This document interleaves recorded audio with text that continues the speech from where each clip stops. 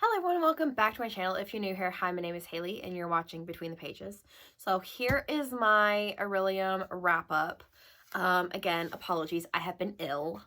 I actually stayed home from work yesterday and because I felt so bad. So if my voice still sounds a little like deep and grave and gravelly, that's why. I am still like 75% ill. So, but I went to work today. So I feel good enough to film one video. So I'm just going to do my Orilium wrap up. So I read A Court of Mist and Fury by Sarah J. Maas. I have already purchased A Court of Wings and Ruin, the finale, if you will, of the original trilogy. I have it. I think I'm going to read it in June.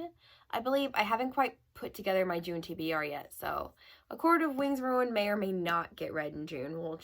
We'll have to see. And then I read The Longest Autumn by Amy Avery, and I think this one was probably the most disappointing of the books, and you'll find out why when I finally get around to reviewing this. But I thought I was going to love this a lot more than I did, unfortunately. And so I think I gave it like a 2 because I didn't completely loathe it. It's got some concepts in it that I really liked, but I don't feel like it was executed well, or maybe my expectations were too high going in. I don't know. But so I read this one. The standout of this month was A Fragile Enchantment by Allison Saft. I think, I want to say it's either Illumicrate or Fairy Loot or one of the other book boxes is doing another one of her books. And I kind of hope that Outcrate does, because there's another one that she's got, a fantasy book, and I kind of want to buy it, but I want to wait and see what Outcrate does, because I loved this book. I adored it. This is, I mean, it's basically Bridgerton. It's basically the first Bridgerton, like, book or series, or series on Netflix, the first season. So, yeah, I loved it. I would love more, like, Regency, like, romance, but, like, with a fantastical element to it, because I adored this book. I will never stop talking about it. And speaking of Regency, we have Heartless Hunter. I think I gave this like a 3 or a 4. I don't quite remember. But I thought it was okay. I do like the chemistry between Gideon and Rune. I do like their chemistry. There's still a lot of questions that I have regarding Gideon's previous relationships. And I'm so glad I was not attached to Alex, the side character, because something happens to him, which I'll talk about in my spoiler review when I get around to reviewing this. But I am so glad I didn't care about him.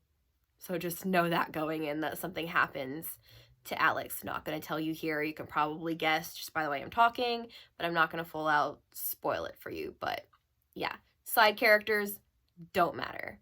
Like, ignore the side characters. They're not important. The only 2 important ones are Gideon and Rune.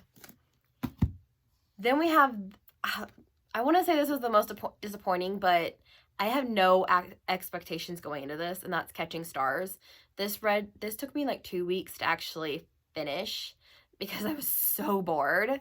But this was an Outcrate like indie publish, one that they included in one of the book boxes. I can't remember which one it is. I'd have to go back and look back through my footage and my notes app, because I have a special project for my Outcrate books that's coming up soon.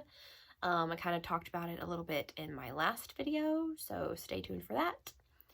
But this did not interest me at all. I had no expectations going in, and I'm glad I didn't, because the end of it sets up a sequel that never got published.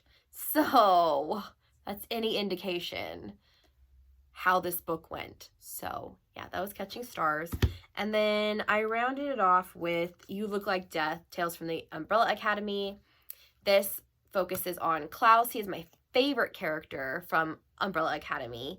Totally not because of the way that Robert Sheehan portrays him. And there's actually a foreword, like a 2-page foreword by the actor who plays Klaus in the TV show. So I really liked that. I liked that kind of touch of like things crossing over and stuff like that. So these are the 6 books that I read for Magical Readathon.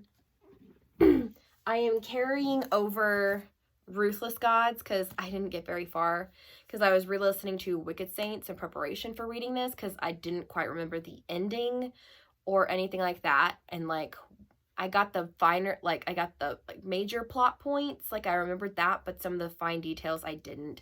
So I re-listened to Wicked Saints in preparation for reading this. So I'm carrying this over into my June TBR, which I'm going to go pick out now and get to film that video so you guys will kind of know what's going on. So yeah, that is my Orilium wrap up, and I guess I will see you guys later. Bye!